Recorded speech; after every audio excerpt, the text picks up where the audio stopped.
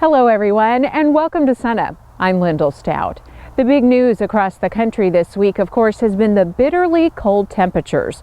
And although the temperatures are milder here at home, we're wondering if the freeze damage we're seeing in wheat fields is here to stay. For the answer, we turn to OSU's expert, small grains extension specialist, Jeff Edwards. This last cold snap that we had, the wheat was largely hardened off, so I don't anticipate much additional injury or winter kill from this last freeze event. The one that happened a few weeks ago, where the first freeze event that we had where we got cold very quickly, that did cause some cosmetic damage. So it's not going to be uncommon for our producers to go out into their wheat fields and find some tissue burn, some injury. That can be moderate to severe. The burn could be all the way down to the soil surface, but once we start to warm back up, they should be able to pull those plants apart, find some new green growth in those, and the injury will be temporary. It should grow right out of it when conditions improve. In this field, we have different stages of growth. Is the smaller wheat more susceptible to the cold? Typically, the smaller wheat is more susceptible to freeze injury because it's not as well established. Some of the wheat that maybe was planted very late, just barely starting to poke out of the ground, there could be some winter kill there, but really we won't be able to get a good handle on that until we start to warm back up and the growth resumes. But by and large, I expect that to be a very small portion of our crop. I think we're going to come out of this in fairly good shape. Okay, this time of year, what's on the minds of producers in terms of management? Right now, we're really thinking about and getting started with top dress nitrogen applications. And there are several things that go into that decision as far as how much to apply and when to apply it, things like that. As far as when to apply it, we have to get started fairly quickly here in Oklahoma. Whenever you have 5.5 million acres to cover, you can't wait till the last minute. In an ideal situation, we would apply that nitrogen just before jointing and we'd get a ½ inch of rain, move it into the soil surface, and we'd be in good shape. But we have to get started much earlier to cover all those acres, and typically early January is whenever we get started.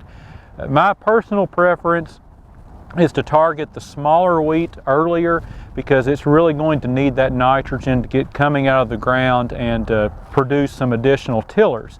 If you have larger wheat that's more well established, you can wait till a little bit later, maybe push that window a little bit closer to jointing, because if you have excess tillering and we lose a few due to nitrogen deficiency, you're still okay as long as you have that nitrogen into the rooting profile by the time the wheat is jointing. That's really our goal. That's the critical time. You have to have it into the soil, into the rooting profile by the time the wheat is jointing.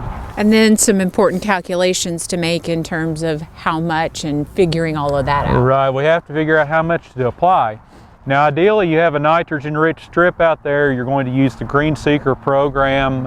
If you have that, that's going to be the best method for determining how much nitrogen to apply. If you don't, maybe you have a soil test that you can use. Really what we need is about 2 pounds of nitrogen for every bushel of wheat that we're going to grow.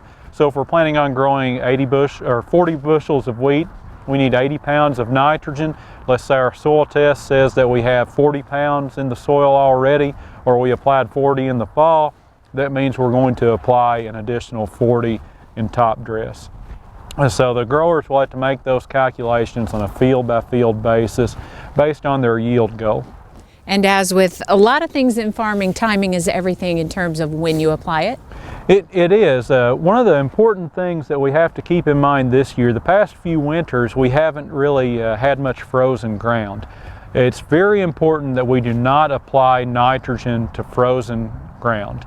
Let's say the example we have here is snow-covered ground. The ground is frozen. If we applied nitrogen to this field, whenever the snow melted, it's moving off of the field into the ditch. That's where the nitrogen would go. We want that nitrogen to move with the water into the soil profile, so it's very important not to apply nitrogen to frozen ground. Okay, and obviously some concerns there.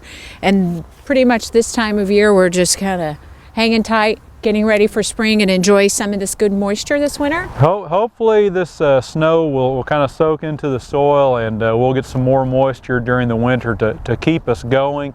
Top dress is what we have going right now. The next thing that'll be coming up will be first hollow stem, and we'll be keeping an eye on that, and that'll be here before we know it. Okay, Jeff Edwards, thanks a lot. We'll see you again soon.